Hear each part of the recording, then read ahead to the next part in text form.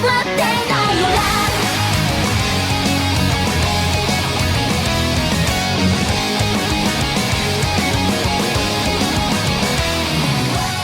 what's going on, everybody? My name is Tyler. And I'm Luke.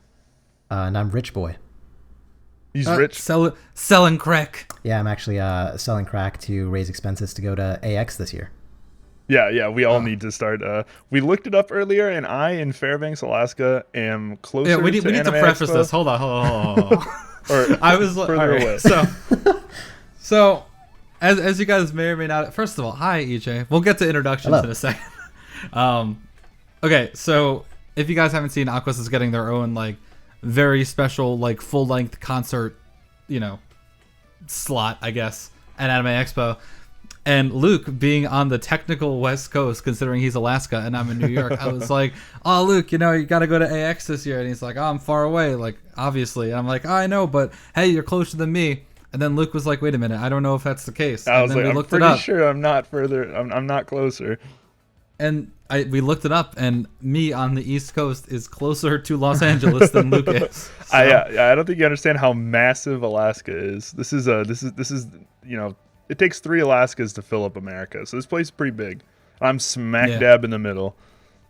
And yet your population's that of, like, what, Rhode Island? I don't know. Less. We have not crested the million people yet. We're getting there, though. We're trying our hardest. Almost we have a bigger there. population than I think of North moose. Dakota and Delaware. I think we probably do have more moose, yeah. What was bringing Pitbull over to the Walmart not enough? Oh my God, I remember that. Did you see him? Did I? I did not see him. I hope you did. Oh my God, Mr. Worldwide, come on. Obama came up here once. Like, I don't know. That's a list of celebrities. I went and saw a Buck Cherry concert. Like, that was terrible. I went with my girlfriend at the time. I didn't really want to go. I did not enjoy it because it was terrible. Did you like one of the songs about cocaine? I did not, but I know that EJ did though. So EJ, how you doing today? I'm doing good. How are you guys? We're doing real great. Gucci gang. I'm excited for this episode. Good episode up above us in the clouds. So, if you're unfamiliar, if you're just joining us, I'm sure there's like 1 or 2 people who are watching this as like their first episode, maybe. I don't know. EJ is, EJ, why don't you explain yourself, because you do a much better job than I ever will. Sure, He's more eloquent. I mean, the first time that I was on here was so long ago, so I'm sure there are a lot of people who don't know who I am. But I go by the username throwaway93257 on the Love Live subreddit. And what I do over there is I post various things regarding the music of Love Live. So I do some analyses similar to what you guys do over here on like individual songs and singers. And then I've looked at some other things like composers and music sales, and I've written a couple guides, things like that. So if you're into the idea of just exploring some angles about the music of Love Live that maybe aren't talked about that frequently or in the community at large, then the stuff that I've written may interest you. Absolutely. He's our boy, dude. That is EJ is our boy. In the description, as always. I did some, like, I was talking about our show the other day to some friends who don't watch it. Like, still great friends, but they're all just like, Tyler, I respect that you have a thing and I want to support you in everything you do, but I'm not going to watch an hour-long podcast every week about the songs of Love Live. I just don't care. I'm like, you know what? It's okay. But no, I was talking to them and I was like, yeah, we've gotten some like pretty popular people on the Love Live, or like in the Love Live community or whatever on the show. And then I realized like the effort that it took to get you guys on, be it like you were like the first guest, or like Aaron Cerise. I was like, I'm thinking in my head like, oh, it was like this crazy process to get it on, but like journey to get them on. But meanwhile it was just like, hey, you want to be on our show? And they're like, yes. I'm like, oh, okay. We didn't see Aaron's message for a week. Oh, yeah. Aaron messaged us back like, hey, like, do you guys still want me on? We're like, yes, what? Yeah, there's a lot of stuff going on this week. You guys might see a new channel logo. Shout out to the boy Wally. Shout out to our friend Wally for doing this. Whipped us up a little logo, so that's our new moving forward. Give him one of these. Ooh, one of these. Now you'll always be able to see what one of these is. Let us know down below if you like the new channel logo. If you don't, then we will go and fight Wally for a new one. Yeah, make sure you don't get us confused being like, oh, who are these people when we upload a new video. That's important. Anyway, we got some questions from last time. Questions. Yeah, that's important. That's important. Last time, we asked what's the song that you'll always listen to all the way through just to hear one part. And we got one coming in from Taiyou every day. The plot twist. Who is not Psycho every day. Thank you, EJ. EJ, yeah, okay, so everyone spells EJ's name EJAY, despite the fact that we've like talked about it and posted him like a bunch of times just being E and J, the letters. I'm pretty sure Luke even did it like after a while, and he was probably booked did. him. Not that I mind. I'm just saying. So what do you say? You were like, oh, you're doing him like you did me. I was like, what does that even mean? And then we all just kind of had like a collective like, oh my god. So Taiyou every day, which by the way, he never corrected us, but that's okay. I'm sure you're just happy enough being on the show or something. He's still Psycho every day in our heart. Yeah, the name sounds like it's just a condition, like just not at night, you know. So I live for the part in G Senjou no Cinderella. I wonder why I picked this question. Where they realize I need a partner for the waltz. The cutesy wow, followed by the finger snapping and the shall we dance just gets me. Yeah, I feel that too. I'm sorry, Audacity. I see like the peakiest audio of all time from that. I didn't mean it. But yeah, no, I agree. And last episode, I chose a comment when we did Waka Waka Week related to Waka Waka Week. So hey, maybe today you guys can give me a question related to the Ruby and Dia song that came out the other day. Maybe, just maybe. But anyway, what about you, Luke? We got one from I Love Snickers 155. They say Strawberry Trapper. I like the song, but I always find myself wanting to skip to 3 specific points. The first is the Yoshiko solo. They said Yohane, but I'm gonna correct them. Is the Yoshiko solo? Very good. The second is Mari's Lock On. I do the lock on in the car with whoever's driving with me, and they just have to deal with it. It's very good, and you can ask any of my friends. I hate it. All of them hate it. And the third part. And the third part is the part that we played, the outro. Very cool outro. So yeah, I totally agree. Very cool parts in Strawberry Trapper. The rest of the song is like fantastic, but those 3 parts are what make it what it is. Yeah, if you want us to hear what part we were talking about for the outro, we'll play it. We'll play it in about 50 minutes. Yeah, so stay tuned. Good estimate. What about you, EJ? What about you, EJ? Do you got a question? Do you got a question you wanted to talk about, or an answer you want to talk about, and do you got an answer of your own from last week? I got both. So holy hell! He's going crazy. So as usual, I'm gonna pick one for each group. So I guess I'll start with Aqua, and there, the one that I went with was Humming Friend, because that song has a really neat electronic drop that, if you're into like EDM or that kind of thing, is actually really interesting, just because it's not something that you usually get in Love Live. And I thought it sounded like really authentic. It sounded pretty Western to me. So when that first popped up, the first time I heard the full unit or the full version of that song, I was totally in. None of these heckin' J elements in my song. No, get that out of here. We need something new. And then for Muse, the actual answer is Natsu wa Waranaide, but everyone already knew that, so I'm not going to even bother. But my answer for this is going to be Honoka's early solo, Mo Hitori Janayo. And that's for the final chorus in that song, because she spends most of the time in this song just singing in this kind of subdued, emotional voice with some cracks in there to like show that there is this emotional vulnerability. But then once she hits that final chorus, it all finally comes bursting through, and it's like this really cathartic feeling. It's really satisfactory. So if you're into those kind of emotional songs, then you should definitely check that one out too. Super good answer. If you're into Honoka, she has 18 solos. Yeah, so you can't really go wrong. You're going to find something. And then, of course, from the answers that we saw this time around, if anybody looked through the comments, they probably already know who I'm going to pick. And it's not Dextroy Fuller this time. Sorry, my man. But it is, in fact, Nick Vanderhoven, who comes in with my actual answer would be the bridge/ending of Daijobu, Daijobu, Daijobu. While I like the true name. While I like the song as a whole, the thing that makes the song stand out to me is the part right after the guitar solo. Starting out with a kind of slow Chica solo, going to Rico, going to Yo, while simultaneously getting more and more energetic when my favorite part of the whole song kicks in with Kirari Pikari leading back into the chorus, which feels like such a massive payoff before the end of the song. And yeah, you are definitely on point with that. I can't quite say that I just listened for that part because I listened to the entire thing, but I appreciate that someone listens specifically for that part. I appreciate when anybody listens to this song. So shout outs to Nick Vanderhoven. You should listen to that part if you haven't listened to that song. This guy is on point with that. What I like to do when we get an answer for a song that we already talked about, Like, I don't know, if someone were to give like Snow Halation as an answer, or really just any song we talked about, I like to think about what specifically we said about it. And for that one, I couldn't think of anything because Luke and I didn't say anything about that song. Yep. That was a great episode. We were looking at the old schedule. We used to do 6 songs an episode. Yeesh. There was a time, there's 2 episodes where we did 6 songs in an episode. Then there's a bunch of episodes where we did 5. Ooh. Whew. It wasn't a song issue. It was a more of just we let EJ just take the wheel and he went and he went. Yeah, I would never refer anyone back to that episode if they haven't watched it yet, because you're in for like a full-length movie there. So if anybody actually made it through that and doesn't hate me in the audience right now, then kudos to you. Don't watch the Daijobu episode. episode.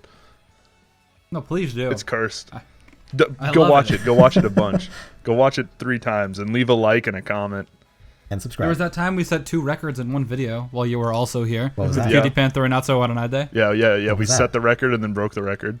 Wait, that's set, the first one set the record? Yeah, Cutie Panther was like, we were like, wow, we talked more than we ever talked about any song time-wise. wow. And then Not So Waranade happened in the same episode. And we're like, all right, Cutie. That record was just broken again. Goodness. All right. Well, I guess I have. Well, I'm Yeah, it's not pretty going to much live up your to it this band. time because I've kept it trimmed this time around. No worries. No, I'm a fan. I don't know about everyone else. I like it. Oh man. But anyway, so general feelings about these. I almost said 3 songs. How you guys liking these songs? G Senjou, Thrilling One Way, and the tuba song. Go ahead, Luke. What a lineup! Like we got this jazzy song first off. We got kind of like a more kind of rock song in the second slot. Then we got the tuba song from Hell in the third slot. So like, we got such a weird lineup this week. I'm super excited for all of them. There's like good vocal performances across the 3 of them. So super pumped for that. Yeah, it's like, I don't know. I think as far we've described this on like a spectrum before, where if like the middle of the whole spectrum is just standard J-pop, I think Yujo No Change is like the ideal song. That is like the ideal that is the big brain centrist song, Yujo No Change. But if that's the middle, then we got shit on like all ends right now with G Senjou, Thrilling One Way, and Taiyou. Man, like just all kinds of directions for the song, and I love all of them. Just Some super more good than episode. others. All 3 of these songs are just one of these. What about you, EJ? Anything to add? No, I am definitely a fan of all 3 of these songs. Probably more so a fan of Taiyou than most people in general. I rate that song pretty dang highly, but I like all 3 songs for sure. Okay, I'm excited to see when we get there. So, unless you guys had anything else to say, we're ready to hop into G Senjou no Cinderella, right? I'm I good think to it's go. time to hit that yeet.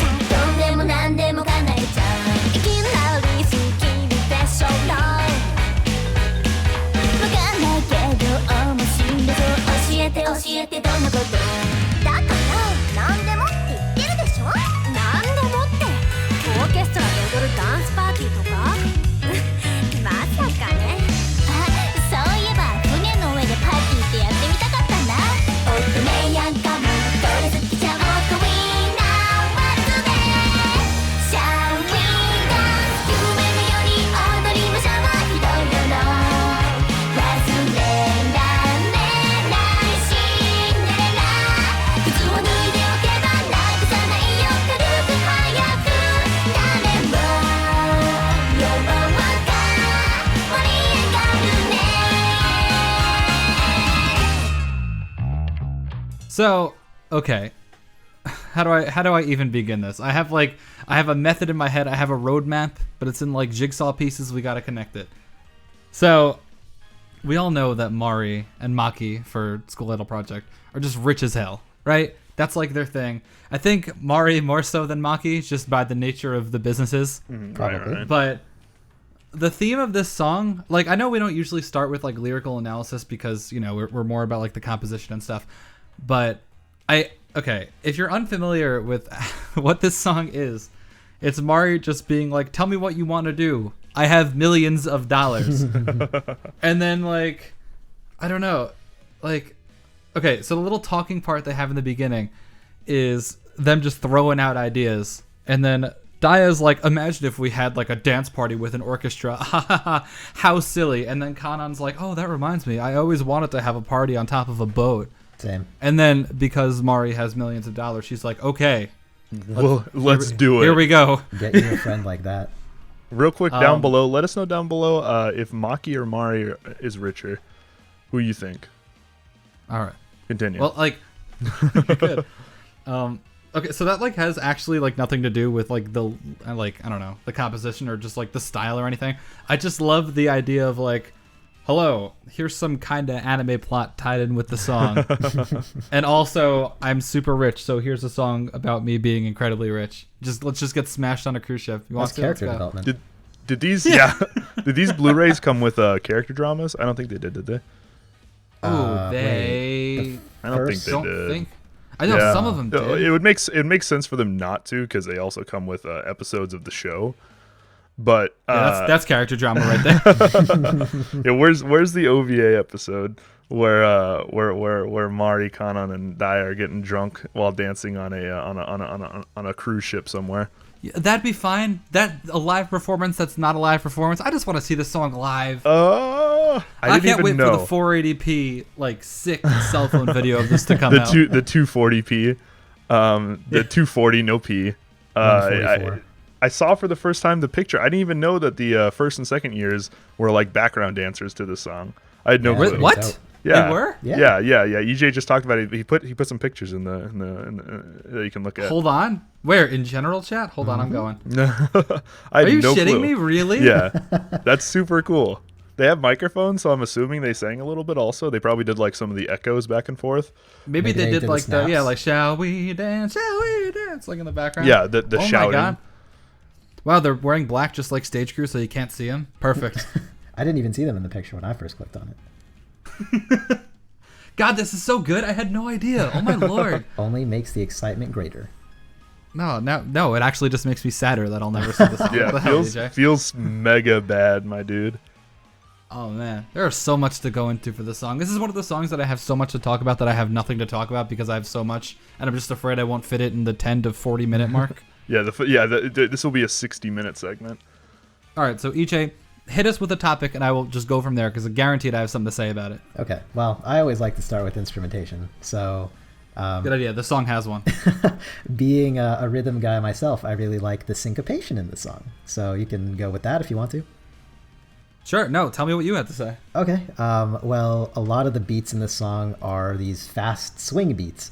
So instead of being linear like 1 and 2 and 3 and 4, you have some of the beats swung into each other. So like a 1, a 2, a 3, a 4, that kind of thing. So it's got this really jazzy, loose kind of feel. It's not the same strict adherence to time that you see in non-jazz songs. And I think it really fits their personality, especially Mari's.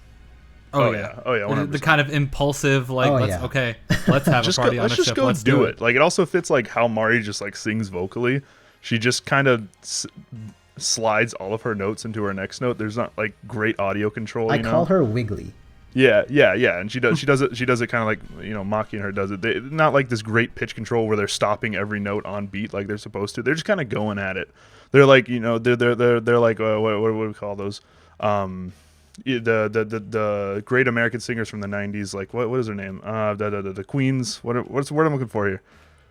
Help me. Queens in the 90s. No, Queen. God. Yeah, she's just like Queen. Yes, Slay. God, what am I trying to say here? Freddie oh Mercury? my God, this is bad. Yeah, female singers from the 90s? Oh, I can't.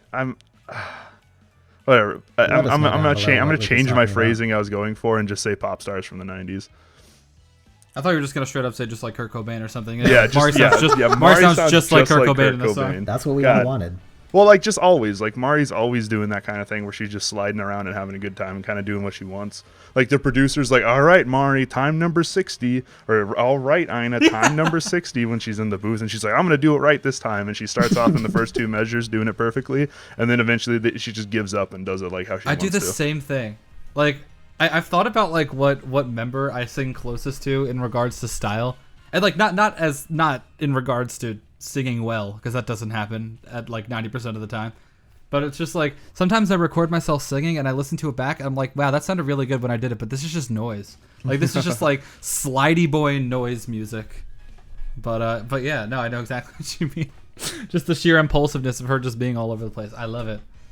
But yeah, I know. Okay, so like, EJ, in your words, what genre is this song? I would call it swing. Okay, because we've been like in like swing jazz limbo for a while now. Like we have no idea. I call it silly. I mean, I'm not an expert in genre distinction or anything, but I think it's like swingy enough to call it swing. Yeah, I don't know. It's the cruise ship genre. Cruise ship hell. The drunk cruise ship idol group drama or genre. I gotcha. I know what you meant. Yeah. Oh man, there's so much to talk about the instrumentation of the song. I think one of my favorite parts in the song is where there's not any instruments. Yeah. Luke, you want to talk about girls being instruments? I love it. I think one of my favorite parts of the song is when everybody gets really quiet and they have like the 1, 2, 3 solo of each girl, and it's just na na na na na na na na na na na na na na. They just become Snappy Boys. Oh man. Yeah. I hope the first years became Snappy Boys. I hope it was just the first and second years snapping into their microphones on stage. That would be good. Oh man, that's one of my favorite parts. I think one of my favorite things about this song, just like in a total thing, not necessarily a favorite part, but the third years are so good together. They are just perfectly set up to be good together in choruses or when they're all singing together. They can all sing melody, so like you don't got to worry about that. Dia can sing that low to mid harmony really well, and Kanan can sing that high harmony super well. So they're just like perfectly set up to be really successful together when they sing together. They're not missing. Can become a robot if it calls for it. Yeah, and versatile. Also she can do that. Yeah, and they're incredibly versatile. They can like take each other's roles. Not Mari as much. I'm sure she could, but like you're fine with Mari just showing up and stealing the show. Like that's okay. You can deal with that. You can deal with her being the best in the universe of what she's doing. Yeah, that was just kind of like what I said earlier. I was like, hey guys, who's the star of the show? And then I was thinking it, but EJ said it like without a second beat. He was like, Mari. I'm like, yes. and like the other year groups have strengths like that, but they can't quite do that as well. None of the other year groups have all three of those harmonies covered very well, and a melody singer that and none of the other year groups can really hit those. All three of the members can do melody that well as the three third years can. They're almost like a very advanced subunit. They're like Lily White. Yeah. The third years definitely have like their own flavor to them. Like there are some other songs that they've done like as a full unit where it's divided into year groups for certain like chorus harmonies and things like that.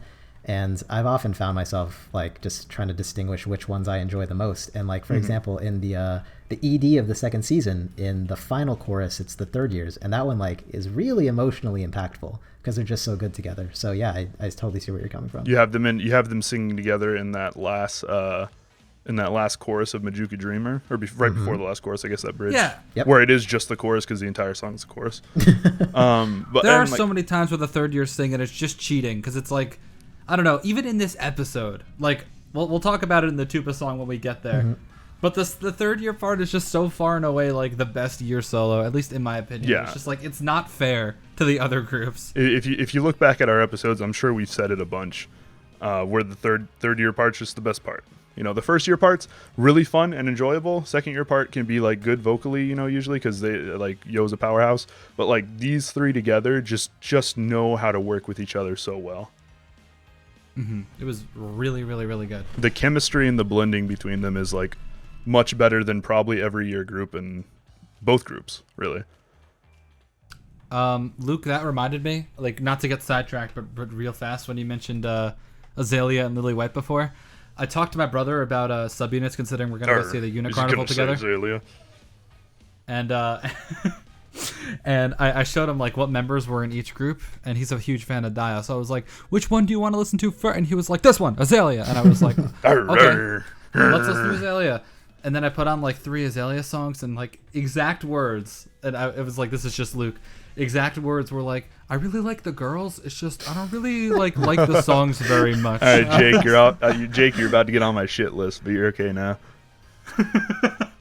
The same exact God, thing. I was like, give wow. me life, or give me a good Azalea song, or Azalea song that I like, or give me death.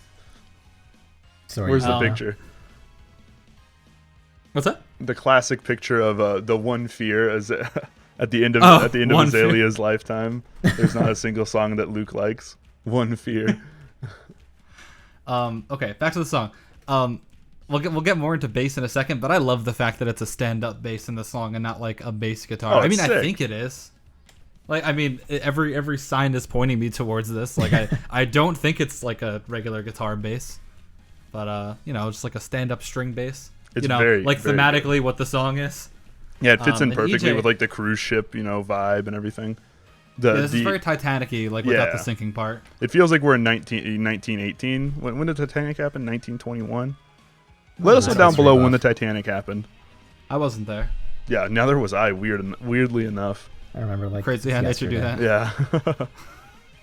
EJ, did you want to talk about the walking bass? Because you were the one who brought it up, like, for my notes. Sure. Okay. So the walking bass, the thing that we're referring to is I think it's the bridge. So the bridge starts out with just like the drums, which is another thing, obviously, that I hope we talk about eventually. But in the second half of that, they bring in this bass line.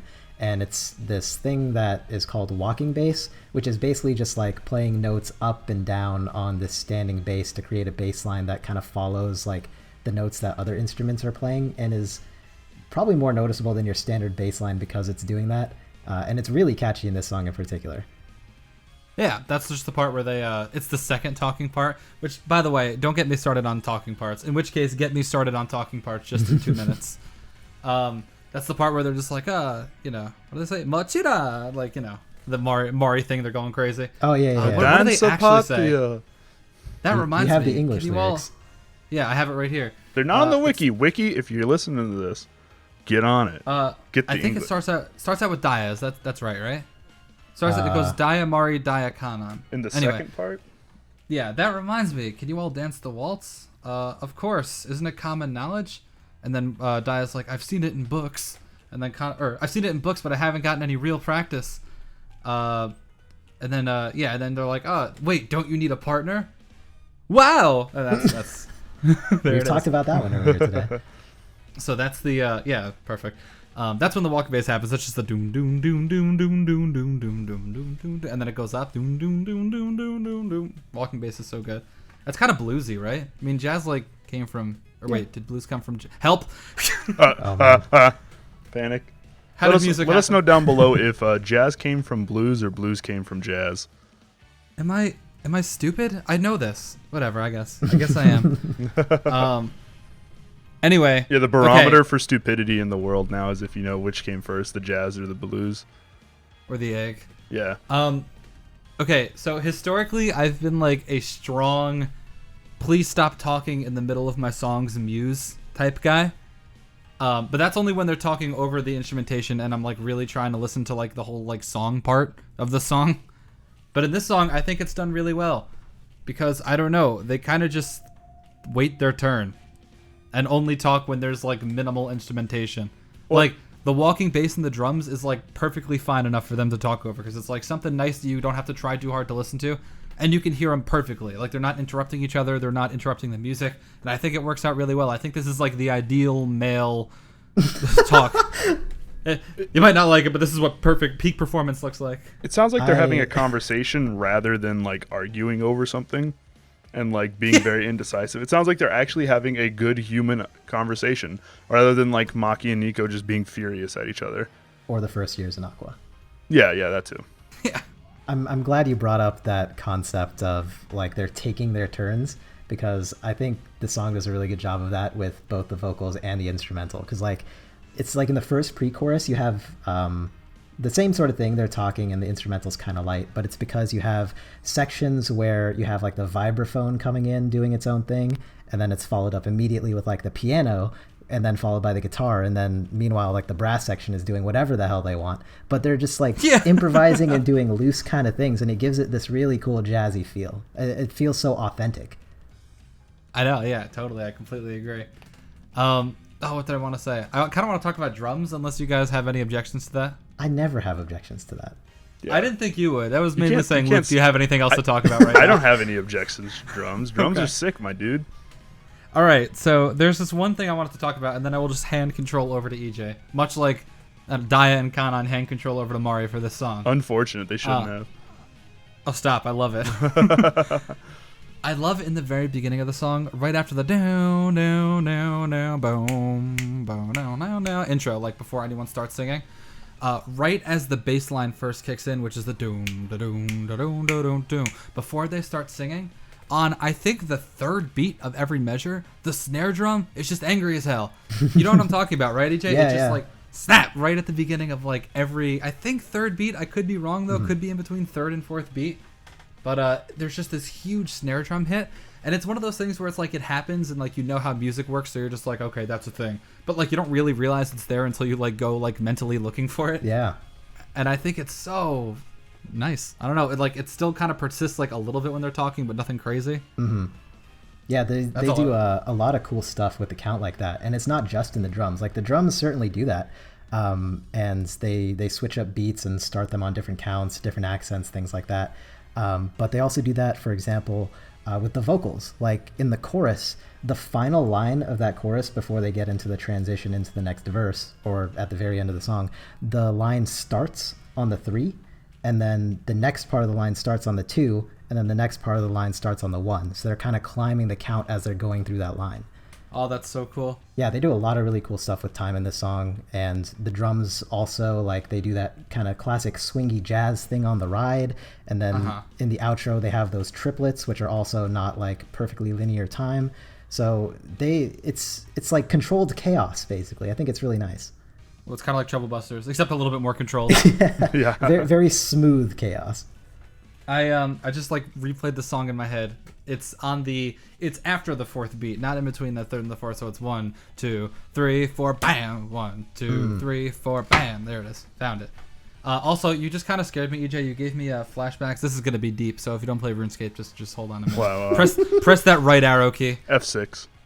You ever try to play prayer flick all the minions at Bandos and Bandos himself? I've never done bandos. Okay, it's a nightmare, and you're just like, they start on the, because like, okay, how it works is like you have an order, but Grardor attacks so slow that you have to like shift to like whatever your melee prayer is at the time, because or else he'll just like smack a 40 on you for free. And like he moves down, so you're like, he starts on the second, but then they move to the third, and then they start on the fourth. I'm like, oh god, so I'm gonna get specced. Do you have your 100 BPM metronome set for one tick prayer flicking? I'm good at like I barely prayer flick like one person. Like I can't do 7. Are you kidding me? I get the young like 3 kill trips and I go home. Good enough for you, That's right? just me. No, I've never gotten a drop. Easy But anyway, peasy, lemon sorry. squeezy. Okay. Holy heck, Oh, I really there's- like RuneScape. I do. Same. What a I coincidence. like the suspension at the end of the last "Shall We Dance," where it's like "Shall we dance," and we kind of hear like the piano doing like the like you know what I'm talking about. What are Like, we it's gonna like, do? What are we gonna do, Mari? And then they dance forever. Which, by the way, anytime the word "forever" is used in a Love Live song, I think it sounds very ominous. Like just the name of the song "Endless Parade." I'm like, that's kind of sketchy. Like that's gonna some be like here for- end of Evangelion. Be here like, for plot right millennia. there. Yeah. Sacrifice the souls of everybody on planet Earth so that we can be in this endless parade. Yeah, man. And then just, okay, like 1 or 2 last things I wanted to say. I'm just like throwing out footnotes here. Okay, if you haven't like ruined your vocal cords enough to sing the young falsetto high harmonies for the Zuta at the end of the song, do me a favor and go ruin yourself in like the car where no one can hear you. Because it is fun as hell to sing up there. I have it recorded on my Snapchat memories, and the text is just like, "Hey, it's me, Mari," and I'm just like in my car before I left going somewhere, just trying to hit the harmonies, and I hit it like exactly one time before I like sounded like a Mickey Mouse too much. I think all 3 of these songs that we're doing today do a really good job of like making you want to sing along. I don't even speak Japanese, but like there's parts where I just like want to sing along. I don't even know what I'm saying. And songs that can do that can make you feel like you can join in. There's a lot of like screaming and you know in the background, and with the screaming you're like, I can scream. Like you don't feel like you gotta sing the part, you know. I can just scream this in my car. So I think what these, it's like at the lives. yeah, I think all 3 of these songs do like a super good job of making you want to join in. And when songs can do that, then they're pretty good. Please just make things I can scream along to, basically. Yeah, And it's Atlantis, if you're convenient, listening. like- I am listening, by the way. Go ahead. Oh, Oh no. Oh. Yeah, they just got taken down, DMCA. But it's funny you mention that because they do mention like towards I think the end of the choruses, like the lyrics are saying that they're getting riled up like in the whole party thing, and they're releasing that energy through dance. So yeah, like those big bursts that they go through, and like also the falsettos. Like the first chorus, one of the lines in there also has a falsetto, but then the second and third choruses, instead of doing that, like the more delicate delivery, they just like push those notes really hard. So it's like even through the progression of the song, they are embodying what they're saying in the lyrics. Mm-hmm. Uh-huh. Wow, this is like the lore song. Who would have thought? The deep G Senjou lore. Oh, man. Okay. I did want to talk about the solo, but I think we're running a little late on time here. If you wanted to squeeze anything in, EJ, be my guest. No, I'm good to go. Piano solo sick. There we go. Yeah, I was going to say the piano solo is really sick, and I like how there's an electric guitar solo after that that's really distorted that counteracts the nice piano. All right, there we go. Last thing I wanted to say, controversial opinion. I mean, not really. I mean, I don't think it really last takes a thing, genius. number 5. Yeah, last thing, number 42. I think this is, if we're ranking the tier list, I think Bijuka Dreamer's an S. Maybe like the Christmas song is up there with it because I like it a lot. And I think it's really good. But, man, this song I think is one of the best composed songs in the entire discography from both groups. I think everything works well to the point where it's like, I don't know, like I wonder how they actually did it. Like I am so actually impressed with how everything turned out, and I can't think of a way that this could have been better at all. We talked about this once, and we agreed that this is at the top of A tier. Yes, this is the pinnacle of A tier. Who can we credit for that? How could I forget? EJ. We're gonna credit you. It was EJ. No, EJ made this song. One assist in the box score. This song was composed by Takayuki Ishikura and arranged by our boy Ramsini from EG's high school. yeah, that's our boy. If you listen to Ramsey, you're allowed on the show. You are welcomed on the show. The story for the uninitiated is that in high school, I knew this guy whose nickname was Ram, R-A-M, and his last name was Sini. So, if Ram Sini is actually out there listening to this by some miracle, this isn't what it looks like. I'm not actually a weeb, so turn away now. You didn't see anything. Yeah. But remember to like, no share, weebs allowed here before you leave. I don't tag EJ on Facebook on that for like multiple reasons. There's like so many things I'm like, EJ would like this, and then I look at his Facebook and it's just like, hey, it's me living my normal human being life. I'm like, oh, never mind. I'm not much of a social media boy, in case people didn't know. So Takayuki made Jima Y, and that's it. That's all they've done. Which, I mean, I'm a big fan. We're 2 for 2 right now. And Ramsini from high school made My List to You and Waku Waku Week. And I can't wait till next song where we get to talk about Kotaro Odaka, who also had a hand in Waku Waku Week, the young 70-person collab. Feels good, man. So shout out to everyone. I mean, there's not a bad song there. Feels bad, man. They didn't invite me. What the heck, dude? Man, the young 24-minute review. Is this the record? How long was Natsu? No. This isn't even close. Daijobu was 37. I think Daijobu was 30 minutes. Like, this isn't even close. Oh, right, of course. Anyway, I'm ready to dance forever. That line like worries me. That gives me anxiety. Like I'd like to sit at some point. That'd be cool. We have to leave now before we're caught up in the endless party boat. Wasn't there like something that broke out one time in some town in Wisconsin where they just all started dancing for like 3 days, and then they stopped? Disease? Yeah. Wait, what? No, this is like a real thing. I'm pretty sure. It's like. I'm pretty sure you read this from the SCP Wiki. No. 1 sec. It's called Are like you sure the you dancing weren't just watching Footloose? fever. No. The dancing plague of 1518. Oh. It happened in Strasbourg, Alsace. Now it was part of the Holy Roman Empire.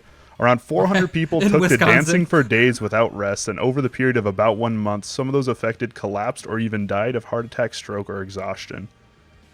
This is not a history podcast. They had theories. Modern theories include food poisoning caused by the toxic and psychoactive chemical products of ergot fungi, which grows commonly on grains in the wheat family. So they were getting hyphy. Okay. Yeah, pretty much. Like this is and it's structurally related to the recreational drug lysergic acid. It's LSD. Lysergic. I was gonna say. It's Imagine like the shady guy at the club, like, hey man, you want some lysergic acid? It is yep. So it is the substance from which LSD was originally synthesized. So yeah, they were just getting high. They were just hanging out, dude. I'm really looking forward to the one person who skips ahead and then all of a sudden we're talking about ergot fungi that grows on wheat. Yeah, it's fine. Podcast. Yeah, it's fine. It's fine. Welcome to Hardcore History. Anyway, so next, can we move on? It's been a while. Yeah, we're getting there. Well, we had to find out where the dancing plague of 1518. We had to learn about it. From Wisconsin. Yeah. Well, I don't know. Like, what's the difference between Strasbourg, Alsace, and Wisconsin? Like, they both suck. Wow, are you sure that wasn't racist? What? Are you sure that wasn't racist? We've had a problem with that on the show. Strasbourg, Alsace, and Wisconsin? Saying that they both suck? It's fine. Hey man, my dad's from Wisconsin. Link your dad here. Absolutely not. Yeah, I'm sure most people would agree with me that Wisconsin's like pretty lame. I mean, I'm from Alaska. Like, that's fine to say. Like, Alaska's really lame. Hey man, someone in the comments right now, their keyboard is on fire. Yeah, they're absolutely destroying us. We're getting a dislike on this video. You guys got cheese. Yeah, there you go. Wisconsin's got cheese. Anyway, that's pretty sick. God. I've been trying to move on to the next song for a goddamn year.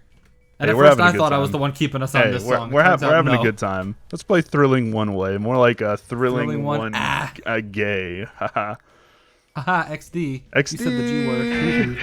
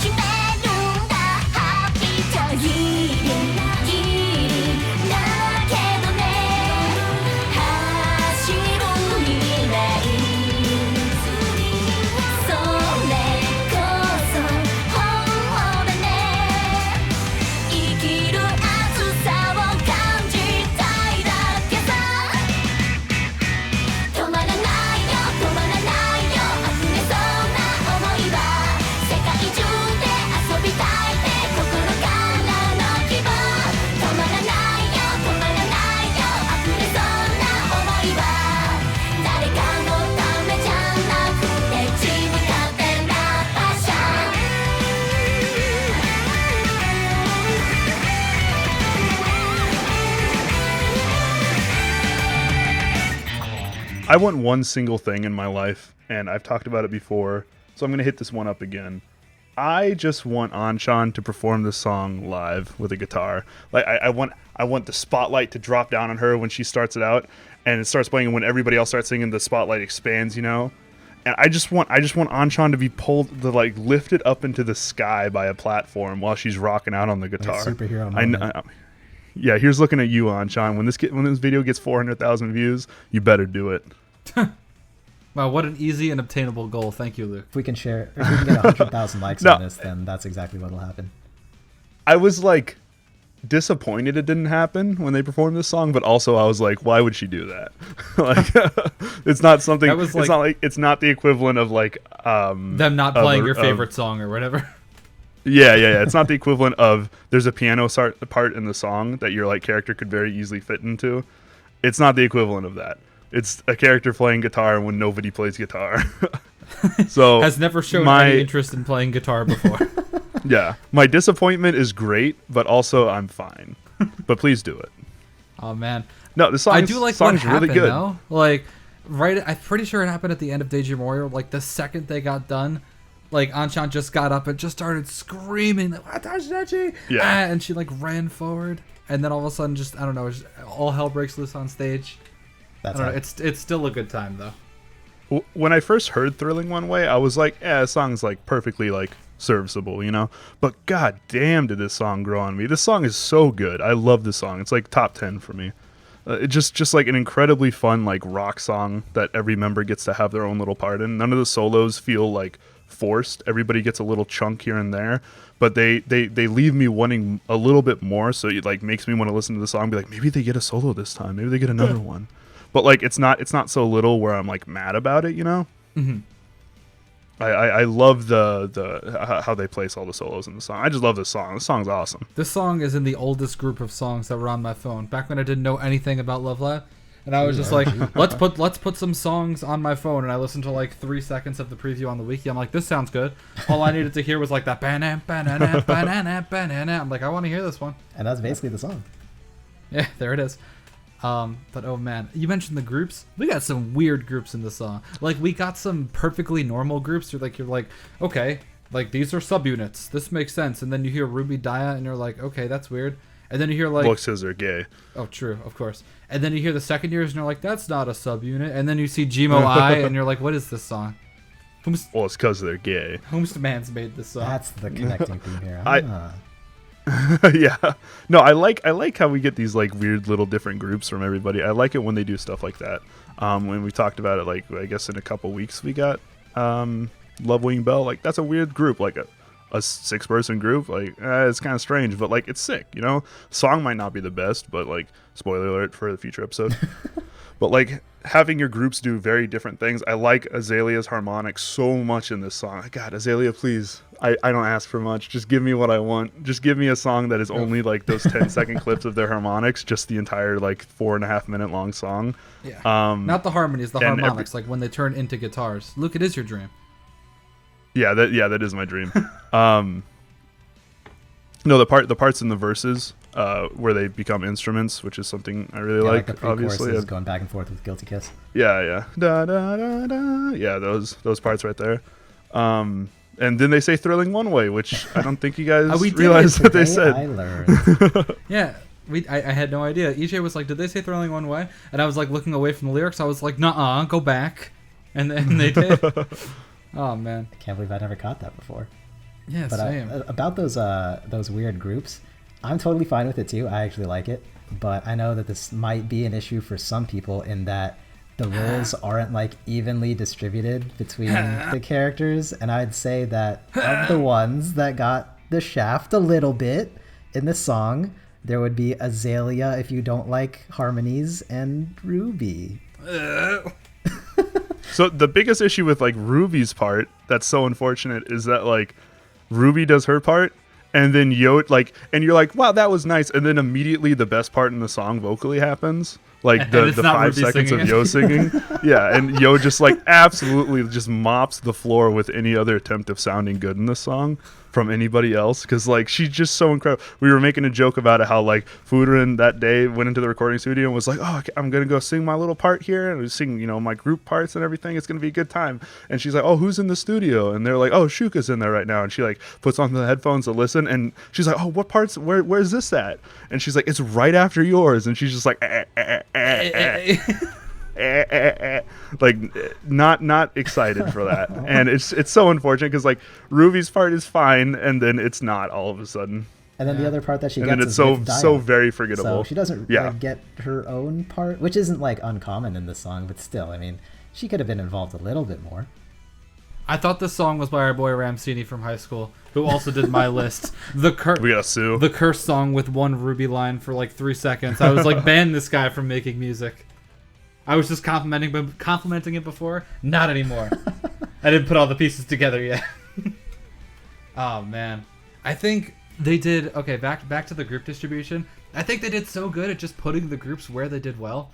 Like I always talk about how I always think Guilty Eyes Fever is like one of the best examples of a song where everybody fits so ridiculously well in the song where they're supposed to. And I think that they just did that on a very broader scale, where it's like, okay, Guilty Kiss will sound good at this like kind of lead vocal part where it has to sound crazy and like kind of give it like a rock kind of like sound right at the beginning of the chorus. And then Azalea, it's like, hey, you sing high, nice songs, like, be the harmony. And Chiron isn't in this song. Goodbye. I don't think they are. Yeah, they don't sing anything nicely, so they at least they get songs. Rev up the motorcycle. I mean, they're in the song, just not as Chiron. Yeah. Unless they are. Like, I mean, you're the one who did Gamba Hoopy. I don't think they are, right? Not together, no. Okay. I didn't think so. I thought you were staying quiet for a second. You're like, except for the part where they exist. Man, he's actually on to me. When I stay silent, I'm just thinking all the worst things in my mind. So while Yo has my favorite vocal performance in the song, my favorite part of the instrumentation is pretty easily the strings are in the final bridge leading into that final chorus, while everybody's singing their little solos they got, including the tiny Ruby solo. Everybody. Like the Yo solo is not that much longer, if it's longer at all. It's just so much better. But those strings there are like sick. Come on, you can barely even tell the difference. Those strings are awesome, right? Same thing. You transition from this rock song, not a hard rock song, I wouldn't say by any means, but like transition from this hard song. It's a hard song. It's the song "Hard" by Rihanna from 2009. Let us know down below if that song is actually from 2009. Not super sure about that one. And then you get these nice, like, very calming strings to like bring you into that part, and then we immediately just pick back up the rock when we hit the chorus. Very cool, very nice. You guys remember Guitar Chan from Hito Seishun ga Kikoeru? Who remember? Yeah, we got Violin Chan in this song, where the violin just becomes its own girl. Actually, that's what it does. I mean, like the violin like literally plays the Azalea part. So that's cool. I mean, that's like actually what it does. So like, yeah, super neat, maybe like Azalea just like turned into a violin. Wow. Like, who knows? Well, they turned into guitars before with the harmonics, so anything is possible. Oh man, That violin is like a big part of the reason why, at least to me, again, not a scholar in the subject, but this song sounds so anime to me. It's unbelievable. Like, this follows the exact structure to a T that I would expect out of an anime song. It's like you got right. Yeah, I could see the violin and like the rock combination. Like, you can just picture the scene during like all the different parts of the song, and like there are a few differences like in the beat and stuff. Like, they have a few dragged snare notes and things in there, and they have some double kicks, but like otherwise this is like if Professor Utonium distilled the essence of anime into an ingredient for one of his Powerpuff Girls and then mixed it with various ingredients to create Aqua. Like, that is this song. the perfect little girls. the perfect little girls. No, this could go very well with Sasuke versus Naruto fight number 3 at the end of the series. Spoiler alert. I just I think the like I don't know. It happens in like every Love Live song because it's just like a signature of like J-pop and J-rock. But it's just like ending the chorus to a song and then jumping immediately into the instrumental before the first verse, where it's like na na na na na, let's go. You know what I'm talking about? Yeah. That's the Japanese thing. And it happens in this one. As soon as you said that, my mind instantly jumped to that happening. I was like, you're totally right. Yeah. Okay. So what I'd like to do is write down small notes where only I would understand, and like, you know, I would assume if anyone's looking in, they'd be like, what does this even mean? And I wrote down just the words Mari and Yoshiko, let's be real, because I just wanted to talk about Mari and Yoshiko, let's be real, in this song. Like, we were talking about Mari taking control last song, like, oh my god. Like, I feel like with every Guilty Kiss part, it's just like, Rico's there, I'm sure. Like, I believe it if you were to tell me. But like, as for hearing the people singing, maybe you'll hear the young Rico squeak at the end. But Mari and Yoshiko, holy hell. It's just... I mean, like, and Rico takes that back seat quite a bit to like let the other two shine, and she does like a great job of being the harmony for them.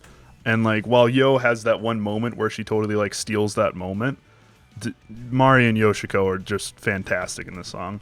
Really not like a bad vocal performance to go around. I know. I love the real quick, another note on the vocals at the end. The whole like my mirai tarai tarai tarai. Something really cool about that is like every two, which is kind of like Super Love Super Live at the very end where they say Super Love Super Live 9 times. Actually 9 times. That wasn't an exaggeration. Every two, they add like another harmony to the my mirai torai. So the first one it's like my mirai torai torai torai, and the second one it's like my mirai torai torai torai, and I think the last one has like the octave at the end. Sounds super good. Sounds super one of these. Peep our new logo. You'll know exactly what we're talking about. This song is so incredibly climactic. Like we've talked about a few times. Like songs that don't end being like they're very good, but don't have that climactic ending. Like oftentimes we'll just not have great memories of it because the last part of the song is the part you hear the most. Yeah. Hey. The climax you get in that song is an awesome vocal performance. And this is why, like, if you are a big fan of that part in particular, I don't recommend that you listen to the off vocal in this song because the instrumental doesn't really track it at all. That. Yeah. It's just like 30 seconds of the instrumental doing the exact same thing over and over again. No, it's like song's ultra climactic, and like that's exactly what you want from a song like this kind of rock song, this kind of very upbeat, fun, chaotic rock song. That's like a theme I've noticed. Like as I'm just going back and listening to more off vocals, like just to listen to them, I like get to parts of the song where I'm just like, this is really all it is. I remember it being so much better. And then it's like in the actual version, it's just like one single girl just going just complete and totally apeshit during that part. And I'm just like, what is the instrumental doing here? Nothing. It's just like a snare drum and like a tiny guitar. Like, what are you doing? But yeah. So, EJ, we've been talking a lot. Do you want to talk a lot? Please feel free to just interrupt and just ruin our lives. You guys have been making points that I have totally agreed with, so I've been down with that. Yeah, I mean, I think the interesting part to me in the song is surprisingly more so the vocals than the instrumental. Like the instrumental, for the most part, I think is pretty straightforward. Again, follows basically my expectations as far as anime songs are concerned. One thing that I guess is pretty interesting is the way that the beats like subtly change up as the song progresses. Oh yeah. So for one, like the beginning of the first verse, I think it is like the build-up section where like there's that like pretty bare bones instrumental. It's this crescendo on just like the hi-hat, whereas the second time around they're doing it more on the snare head and other parts of the drums. And they do the same thing kind of with the chorus, where the first one has more emphasis on the kick drum, and then the second one spreads it out across like the entire drums, like the snare, the toms, and things like that. And then the third one is more or less equal with that kind of like galloping beat, like constant snare bass kind of thing. So I mean, yeah, they do change it up. Are you talking about the last Vai Mirai Torai? Yeah, exactly. That is what I love that. That's so great with the just exactly what you're talking about. Ever since I mentioned that drum thing to you one time, I just like DM'd it to you. I've heard that in like every Love Live song. So even the Kamis one's like, hey, remember that part in Nawatobi where they just go apeshit and just ruin Nao's life? Yeah, that's why I said like the first time that I was responding and I didn't know the name, I was like, I know this is really popular and like really common. I just don't know what it's called. Oh man, remember that time in Starry Happiness? Who remembers? Yeah, where the drums just go nuts. The song turns into 300 BPM. How could you forget? Oh my god. Speaking of BPM, actually, this isn't the fastest song we've covered today. That was shocking to me. It is not? Really? No, it's not. Well, G-Senjou is faster. Is it? Really? Yeah. I guess that not was by much. Like what's the numbers? Do you know? I want to say G-Senjou is like 238 or something like that. Hold the heckin' phone. I got this page right here. Right here in my bookmarks. Okay. G-Sen. Oh, sorry. It's in Japanese. Hold on. You'll never find it now. Oh, I got it. Hold on. That's Michuku Chamber. G-Senjou no Cinderella. Here it is. G-Senjou is 205 BPM. Wow, I was so off. And Thrilling. Maybe that'll be in English. No, I don't think it is. Hold on. While he's looking this up, let us know down below who you think are coming out of the East and the West in the NBA playoffs. Yeah, you can answer. Oh, they're literally right next to each other. Holy hell. Okay, sorry to interrupt you. I promise you can say what you want to say in a second. No, please go ahead, because I haven't figured out my answer yet. G-Senjou is 205. Sureringu One Way is 195. Okay. There it is. Wow. Yeah. EJ? Who do you think is coming out of the East and the West? I gotta go with my Warriors. And before anybody calls me a bandwagoner, I am from the Bay Area, so get that nonsense out of here. He was a fan during the Stephon Jackson era. Yeah, I remember those days. Okay.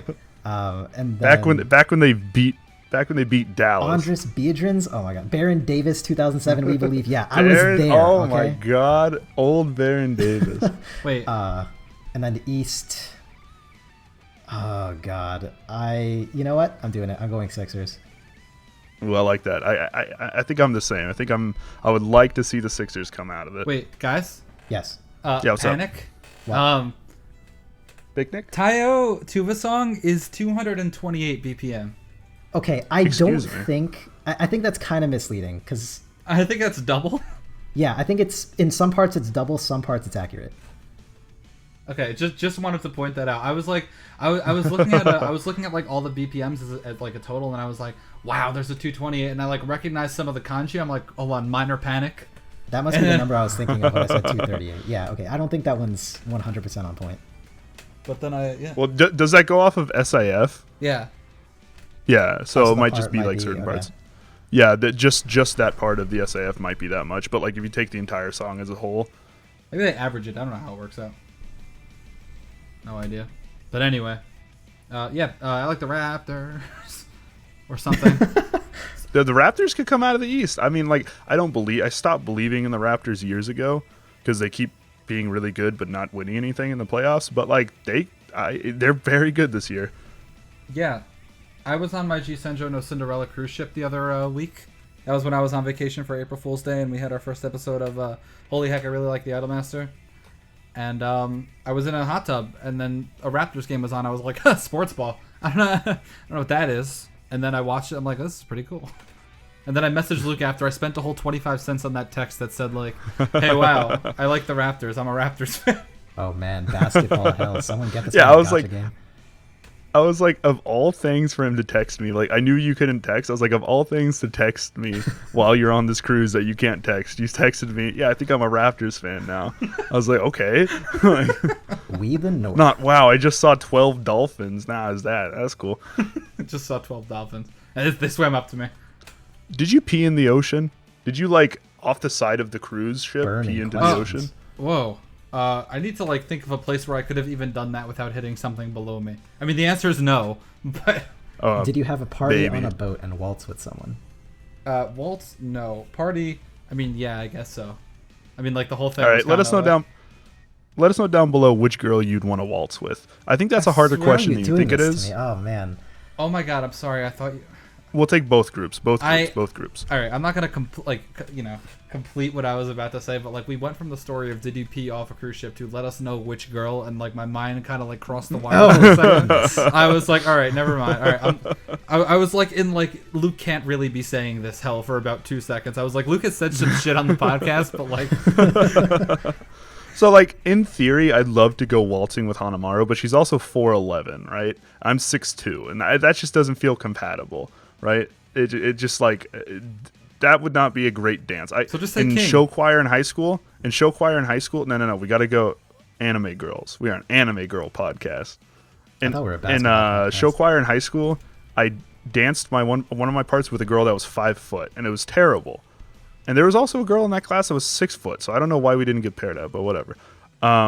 So yeah, let us know down below, guys, what are your answers. I'm probably gonna go like Yo or Kanan, maybe Nozomi. Nozomi is another solid option. EJ, you go first. You gotta go first. Okay. I'll probably go with Kanan, and then for Muse, probably Umi. Ellie's a pretty good answer. Also, she is. I a was literally dancer. just gonna say I was gonna go with Ellie because she's like the She's closest to my too girlfriend good. in She real would life. embarrass me. Like Yeah, the she's young, just Russian. yeah, the young scary Russian in real life. It's perfect. It's like nothing changed. Yeah, let us know down below. Very important question. Oh man, Wow, we've gotten super off topic from now. We're like Yes, referencing we things from the have. first song. referencing the first. I like it song. when we do this. This is fun. Oh man. Someone We bring us can. back in. All right. Here's the tuba.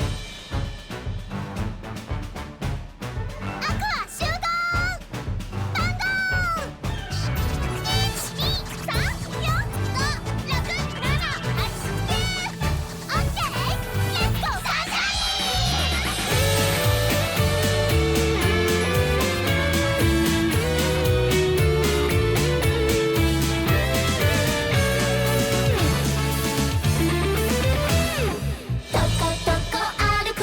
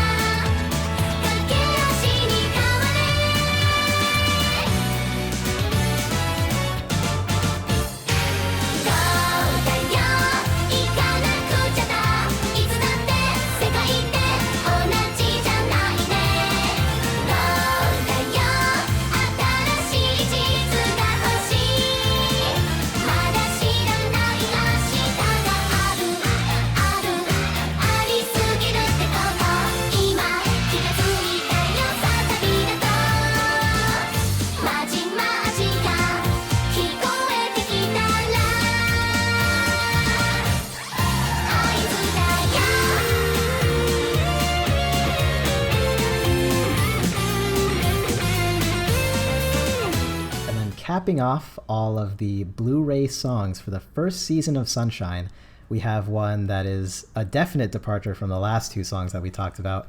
And honestly, I'm a huge fan of this one. What do you guys think? This is my favorite. No spoilers, actually. I like the song a lot. Song's really good. Song feels incredibly grand for like a final song. Like it's great. This is the song that when you're 7 years old and you go to the zoo with your parents or something, and you absolutely need the dumb like kangaroo that has like the zoo's name on the foot or something, and then you like never see it again and like pick it up again when you're like 10 years later. That's this song. This song is a goddamn novelty. It's like, wow, this is the best song, and then you put it away for like a month, at least for me, and then you're like, the Tupa song is a song that exists in my world, and then you like listen to it and then you put it back away again. That's me, at least. When I first heard this, I describe it as a gimmick for sure. Yeah, when I first heard this song, I felt the same way. I was like, oh, it's like hilarious, right? Like this is a very funny concept. It's a very like funny idea for a song. It's not. I'm not going to think anything else of that. And then like 2 months later, when I really started listening to it a lot, I was like, wow, I am in love with this song. I love this song. It's one of my favorites in the entire discography. It's been in my top 10 since, that month or two passed where I gave it another shot. I just adore everything about this song. I am right there with you. Actually, like if one of you internet historians digs back through and finds like the preview video for this song, I remember commenting in that thread like, it was a surprising choice, basically. Like, this isn't what I was expecting to listen to, but honestly, I really dig it. And it was, at the time, like, my favorite preview that we had heard. Mm-hmm. Wow. It just feels so proper for, like, this to be the last song. It feels so grand and so large and so big. You're playing with these instruments that Love Live doesn't necessarily always play with. And by that, I mean almost never plays with. Like, we got so much, like, brass in this song. Like, excuse me? You don't see that very often. And generally, like, I like that thing, but it's not something I love. But in this one, there's something about the spectacle of this song that like makes me fall in love with it. Yeah, very If grand. I were to just like click on like this random time in the video, Luke, I would have bet money that you were like word for word we're talking about G Senjou no Cinderella right there. But no, like I like the grandioseness of Jesus Senjou, but this one just does it better for me. I know, I totally understand. To each their own. Okay, so actually it was really funny how what other song had like tuba in it and we determined it was not tuba? No, we determined we talked about this tuba. like a month or two ago. Are you going to say like trombone or something? No, it was tuba, but then we were talking about how a sousaphone was like one of like the wearing. Yeah, we talked about that. So if this is what like, was that? what other song had a sousaphone? Are we done? Let me check in our discography. I think it was like a trombone or like a trumpet. We Stay, talked about that a couple months ago. Stay tuned. Hold on. No, I couldn't. Back to more sports discussion. Let us know down below who you think is going number 1 overall to the Browns. Yeah, EJ, who you got? Man, how are you gonna do this to me? Was it Pop's Heart? Does Pop's Heart have that in it? I don't think so. No. Are we done? Don't answer that. Well, the only video in between here and Pop's Heart was Waku Waku Week, and before that it was. We talked about it like a month or two ago. Before that it was Trouble Busters. It wasn't a Trouble Busters. No, it definitely wasn't. Here, I'll pull up the schedule and see if I can remember. Let's just have Styx answer that for us. Yeah, Styx, let us know. Styx, let us know down below which one we were talking about where we talked about this stuff. Anyway, so I guess... Takaramanos? Yes! That was it. Yeah, it was Takaramanos or Paradise Lost. All right, Styx, erase that. Styx, yeah, get rid of your comment. Don't get rid of the entire comment. Keep most of it. By then, he already had half a paragraph. What are we doing to the man? Anyway, that's actually what happened. Luke and I did like a big like cover thing once. I'm totally not gonna link it, but Luke would like sing the whole thing, and then I'd like edit it perfectly, and at the very end he'd be like, "That was dumb. I'm doing that takeover." Like after I like completely edited the whole song, I was like, "Luke, I hate you." Dude, all right, that video is privated. that is a gem of a video. Watch out for Shredder. Can't find it because it's privated. I'll put a link down below. All right, we're gonna listen to Watch Out for Shredder and yeah. Play Watch Out for Shredder. Yeah, just start playing it right here. That'd be sick, dude. Whoa, Kirby, saving the day. Kirby, he's here to stay. Don't be fooled by his size, you won't believe your eyes. Kirby's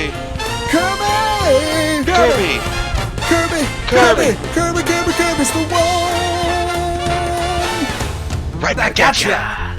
Pokemon, gotta catch 'em all. It's you and me. I know it's my destiny. Pokemon, Oh, you're my best friend. in a world we must defend. Pokemon, gotta catch 'em all. What's so true? Our courage will pull us through. You teach me and I'll teach you. Pokemon, gotta catch 'em all. Gotta catch 'em all. The photoshops are so good. Shout out to Anyway. Tyler.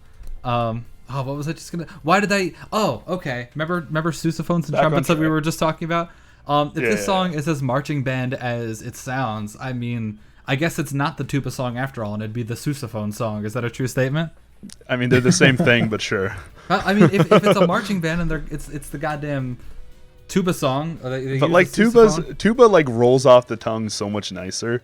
Like tuba, you know, like tuba. That's a fun word to say. Sousaphone, like I don't know. It just doesn't have the same. Just doesn't have the same ring to it, you know. All right, fine. It can still be the tuba song with an asterisk that it's the sousaphone. There song. it is. There it is. I respect that. Oh man.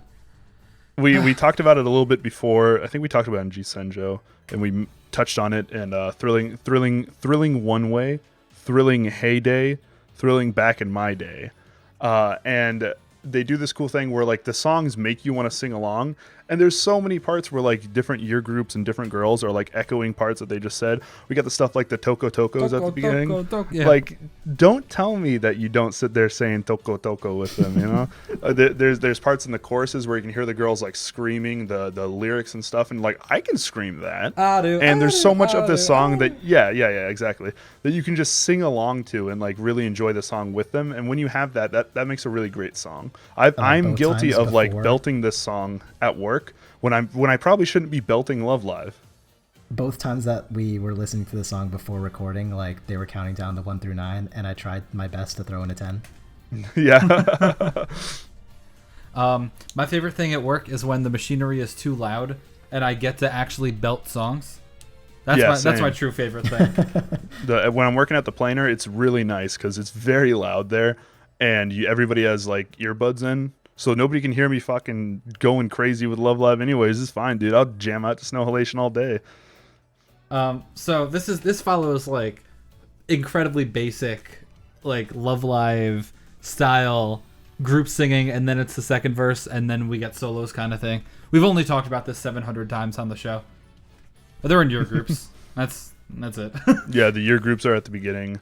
The solos are like super nice. They're a lot like Thrilling One Way, where everybody feels like they're probably better, where everybody feels like they get just enough. And like you're sated, but you could go for another cheeseburger, and the cheeseburger are the girls singing. But like you don't get it, but that's okay. That's a good analogy right there. I'm a big fan of how they didn't. They've done this before with what song? It doesn't matter if they've done it before. Take my word for it.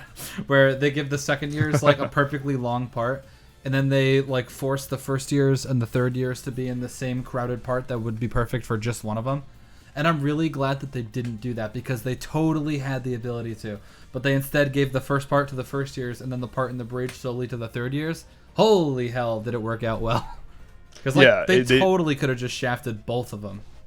Yeah, nothing's crowded in this song. Everybody gets their part, and it is their part. And you end their part, and then you're going to the next part. And it's nice. It's very nice that nobody feels like they're crowded, and nobody gets a short part. Yeah, that's what I'm trying to say. EJ, you've been awfully quiet. Yes. Because I've enjoyed the things you guys have been saying. I feel like an active listener of the podcast right now. Ooh. Who do you guys think Daddy says EJ. Who do you think says shiny at the end of the song, guys? That's up for God. debate. I don't know. I tossed in a few theories myself. I Yeah. thought it might have been like, Producer Chan. yeah, something like that. I'm they- not entirely sure. Are they saying shiny or sunshine? I think I've always thought they're saying sunshine, I'm pretty sure like kind of like that. So it's kind of sounds like shiny. the way that you say that makes it actually sound like we legitimately just asked who said shiny. Like we need to know. Yeah. I was wondering like if we were going back. To, No, it's Mari. all right. Yeah, next section. No, the sunshine. I've always felt like it's like Chica doing the sun.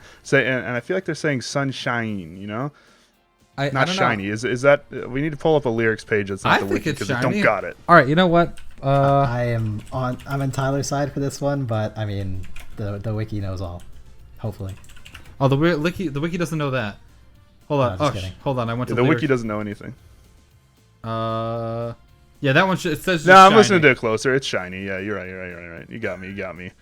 Luke, you're like I'll scared to take hear. that I like out. ask something and you're like, "Wow, what a legitimate it's- topic for discussion." It's like one of those things where you like hear it once a certain way, and your brain's just like hardwired to hear it like that every other time, unless somebody Yeah. else says something else. So I heard it as like I heard the shine at the end, and I was like, oh, they must have said sun at the beginning of that, and I just missed it. So like my brain, and I was like, oh, it must be Chica doing it then, because like who else would get the big old sunshine at the end? My apologies. No, that makes sense. I mean, it's like it's totally legitimate. There's some things where it's like I sing a song a certain way forever, and then I look up the lyrics, and I was like not Oh even my in God. the same like syllable Isn't set. that so embarrassing? Especially when I'm like singing it out loud. Like this isn't limited to Love Live either. Yeah, I'm just pretty- like singing anything. I was driving with my little sister last night. I was like, she just has her permit now, so I'm like showing her how to drive, and the radio was like relatively quiet, and all of a sudden Umbrella came on my phone, like the Rihanna song, and like it was still quiet. No one was really saying anything at it. Just blasted it in the beginning for "No clouds in my scones," and Jay-Z part. I don't actually know what they say there. Neither do I. But it's "No clouds in my scones." That's what they say there. Oh, Yeah, same with White Taco. Yeah. I hate when that I feel happens. white that. taco, Getting white clouds on my taco. scones. Do not. Get it together, Starbucks.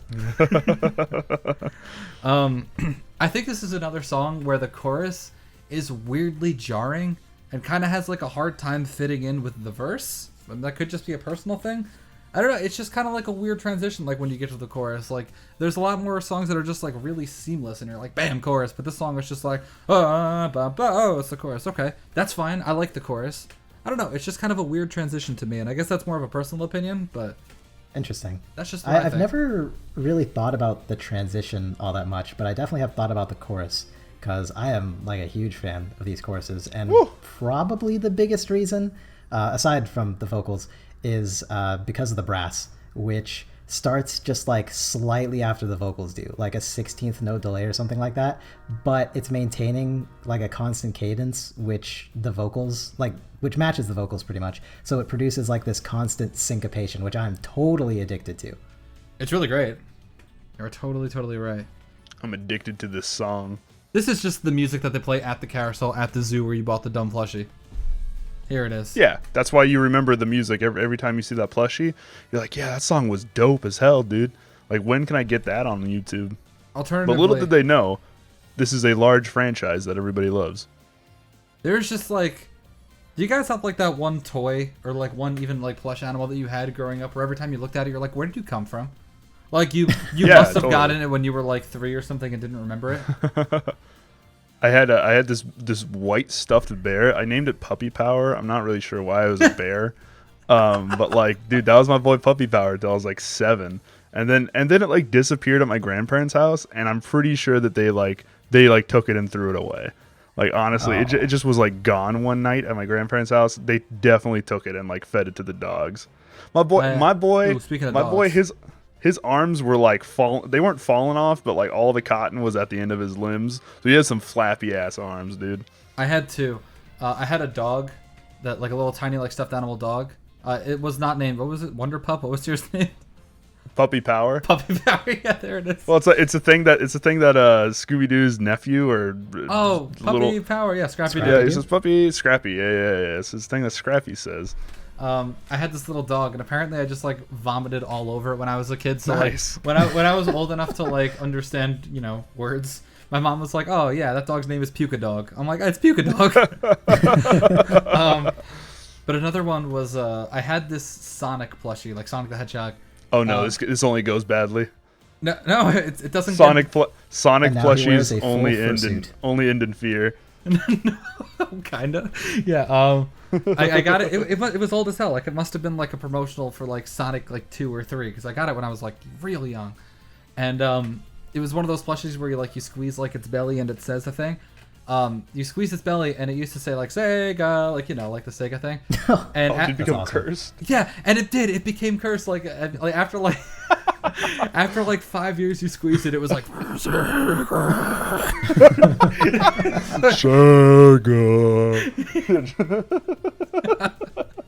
my favorite genre of video is like the fish that sing to you, like the Billy Bass or whatever, and then like when they have low batteries. I'm like laughing just thinking about that. EJ, please tell me you've seen it before, because if you haven't, we're watching it after. I have. No, I actually have. Okay. Okay. Good.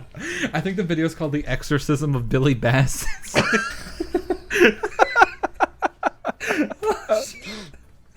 Please watch it. Please pause the video. Go watch it. Let us know down below if you laughed. The Exorcism didn't, of Billy you're Bass. banned. Go ahead.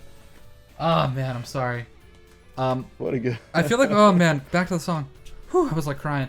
I feel like we're ignoring the most important part of the song. And like, I think it's because we've already mentioned this technically in the last 2 songs we listened to. Like literally in the last 2 songs we just talked about, we're like, yeah, the third years are the best part.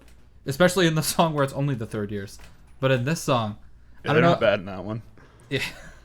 I don't know about you guys, but as soon as Mari starts singing in the bridge after the solo, I just lose it, man. It is like, I like always forget it's there too, because I always like see the song, I'm like, that's a song I'll listen to. Not now, I'll listen to it when it comes on shuffle when I'm driving or something.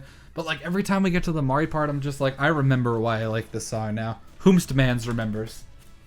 That's like a designated hype section, because like both Mari's line there and Daya's line, the first and third lines, like they have the part where everybody else like yells at the end of it. So it's like totally an audience engagement type of thing. Yeah, Yeah, no, totally, I like calling that the designated hype zone. Yeah, that's the partially hydrogenated hype section. There it is. Yeah, there it is. Kanon's there too. I feel like we didn't mention Kanon enough in like our third years discussions. Kanon's great in that part. Yes. Kanon's like glue, you know. She's like the bread of the peanut butter and jelly sandwich, you know. But the peanut butter is the glue. Hey. No, the bread keeps it all together, EJ. That's the point I'm making. Okay. The peanut butter doesn't like. Well, I guess your hand keeps it all together. She's your hand. Kanon's your hand. Now we're getting into some whoa. deep. Ooh, yeah, lore I was here. just about to say that's like maximum ooh. Sugoi. I feel bad. Like everybody I've ever met who's like just getting into the franchise, like my little brother included, they're like, "Hey Ty, like, what does Kanon like do?" And I'm like, I have like a hard time. I'm like, oh, she gets those parts. She sure does. Like, All right, The time to problem is kill that, your like, brother. some of her Jake, best you're back on my sections shit are, list. like, they're group sections, so unless you already know to listen for I know. her, which is obviously not going to work for those people, then it's or like you're not going to get the best parts. or songs that like people wouldn't innately know about, like when they're just getting into the series. Like you can't just ask someone. They're like, "Hey, have you heard the tuba song?" And they're like, "What? I heard Snow Halation." Like, what is that?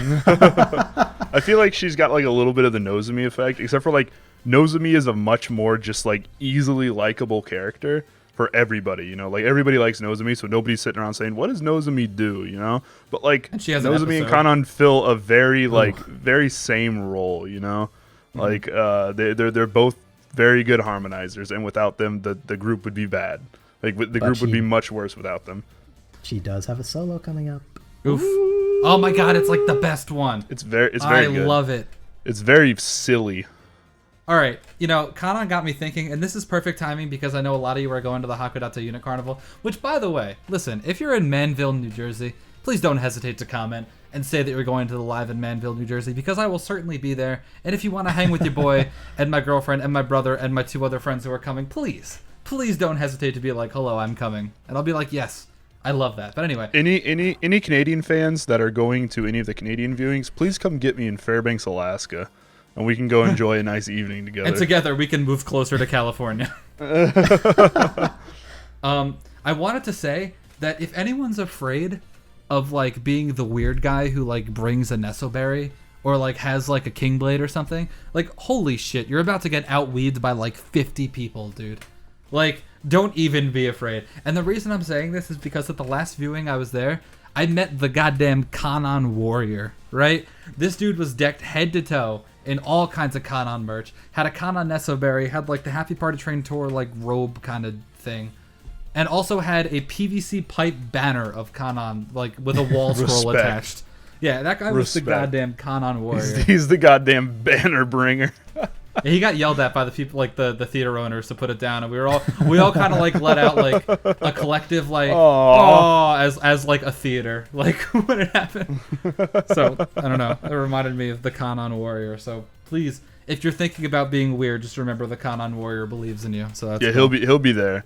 Shout out to the Kanon Warrior. If you're in New Jersey, see the you're the Kanon boy. Warrior. Get a picture with the Kanon Warrior, please.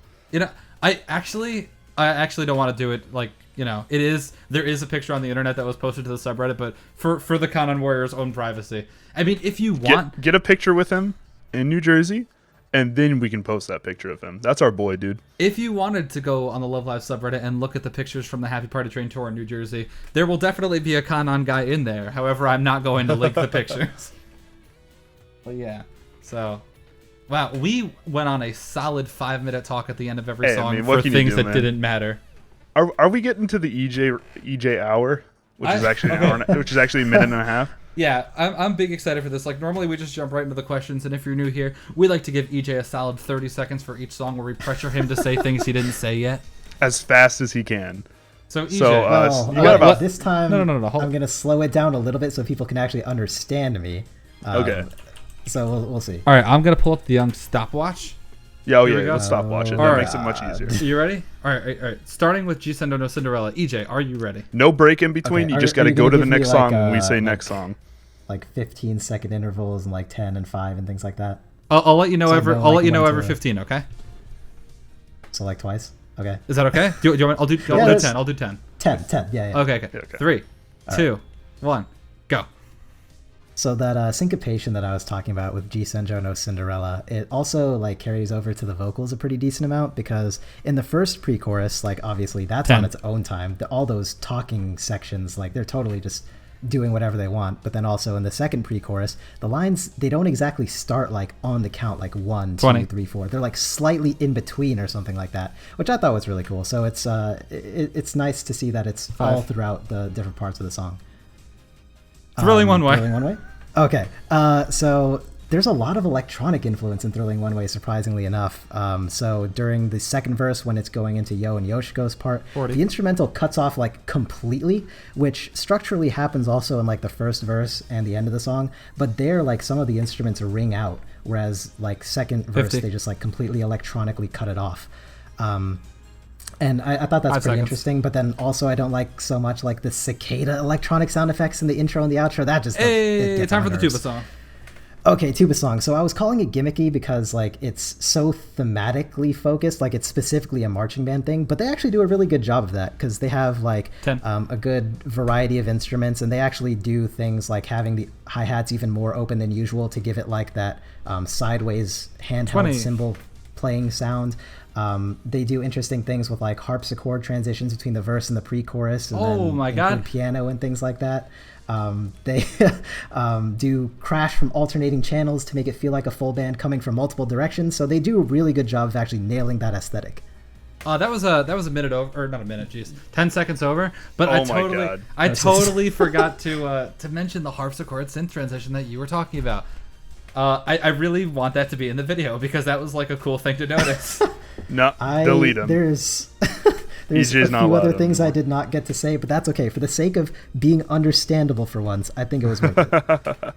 I'm a big fan. If you're wondering what the harpsichord synth thing was, it was right after, right before the second pre-chorus, right? Or the first pre-chorus? Yeah, so between the verse and the pre-chorus for both, like the first and the second, you have this harpsichord transition arpeggio thing. It goes up. And in the first one, it's a piano in the second half, and the second one, it's like this synth thing. And like there's a ton of instruments in that song that I feel sound synthy and artificial, like the snare especially. Anytime that it's not like the marching band part, it sounds so like 808. 808? Yeah, and not like specifically 808, maybe like 909 or something. I don't think I know what that means. It's like a electronic drum set. Oh, okay. Yeah, like a synth drum sound kind of thing. Gotcha. Well, learn something new every day. Why, thank you. Not many albums made on them. The Kanye best Kanye album, underrated Kanye album. Kanye's been a fun thing these past 2 days. Dude, he's been popping off, man. All right, I don't want to talk about that on the show though, unfortunately. We talk about everything but Kanye, apparently. No, listen, like that's like something cool, but like once we cross into the realm of like questionable politics, I get you. I get you. I'm feeling this might get a little like not what I want. Oh, anyway, I'm good to move on with questions if you guys are. I think we can run on in.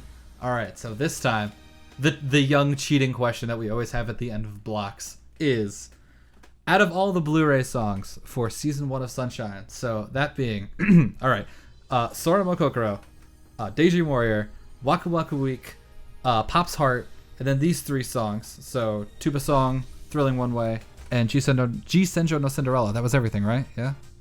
Yep. Yeah, I think so. Okay, cool. Out of all of those songs, which one is your favorite and why? And I'm going to throw this over to EJ first. EJ, which one is your favorite and why? Okay, well, people may not be able to tell just on what I've said so far, but my favorite is actually Taiyou, the tuba song asterisk. And that's because I think the vocals are really good. I really like the harmonies in the song and all of the choruses and that outro. Oh, love that outro. And then I think they execute really well on what is thematically a really gimmicky song, and that's not something that's easy to do. Like I said, they do a lot in the instrumentation that is pretty poppy because it is still a pop song, but it still makes it feel authentic in a sense. And it's just such a profoundly uplifting song just based on the high harmonies and when they come in, the actual message of the song. And normally you don't have like an intro where they have the countdown unless it's going to be really meaningful, really impactful. And that's absolutely what the song is. So I rate it pretty highly. I was kind of like not what I expected, and I like the answer a lot, actually. I would have picked that if that was a comment on the next video. What about you, Lick? I spoiled it by accident early on. It's pretty easily the tuba song. Like, song's just great. Song's really fun to listen to. I never have a bad time listening to it. It's in my top 10, and it's been there for a really long time, and only moved up. So like, song's pretty perfect for me, and I'll take it 9 times out of 10. I'll take it 10 times out of 10. We'll go for it. I'll take it 100 times out of 10. Wow. Yeah, that many. All right, Tyler. What about you? I feel Can bad. we get the clean sweep? Like, Can we get the sweep? No. Putting him on the spot. I feel bad saying that this is probably in like my mid to lower like end of Aqua's, like the tuba All song. right, I mean, this guy's off the I'm team. so sorry. Hey EJ, you want to replace him?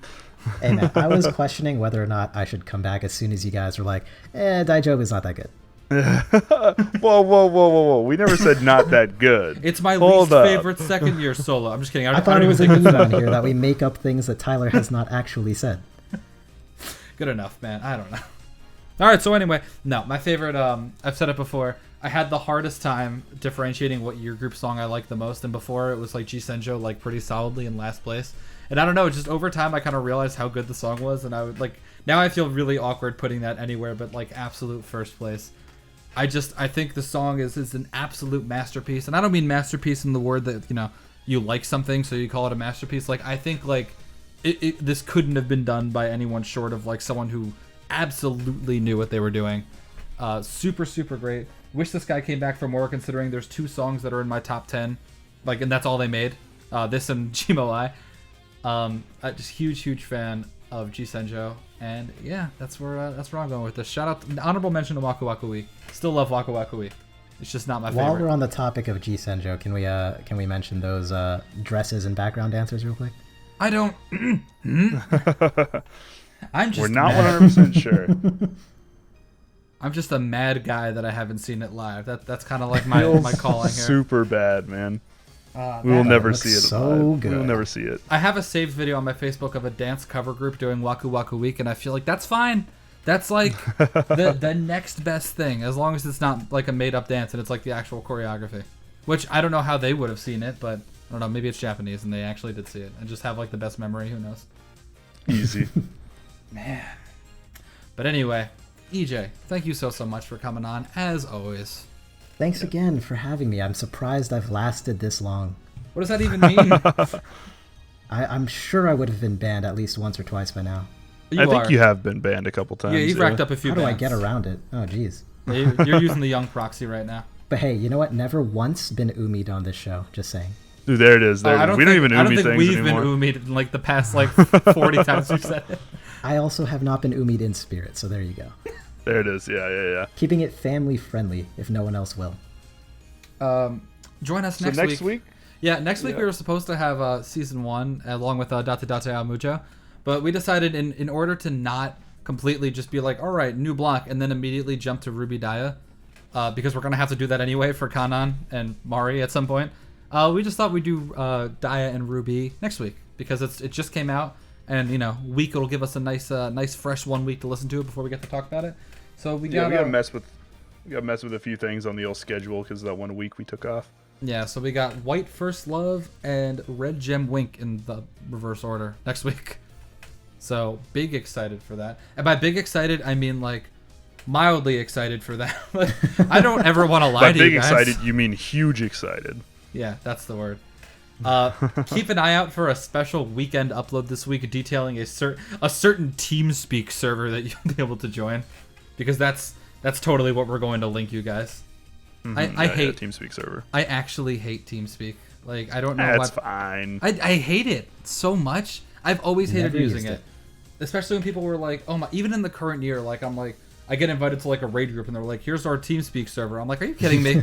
Like, I'm not joining this. These animals, don't they know Discord exists? Ooh, don't spoil it, EJ. God damn. Oh, is that what you're talking about? I had no idea. Ooh. Anyway, catch us in 2 days for a special, or 1 day. Catch us when you catch us next time. God damn. Anyway, thank you guys so much, and we will see you soon. Talk to you guys soon. Later.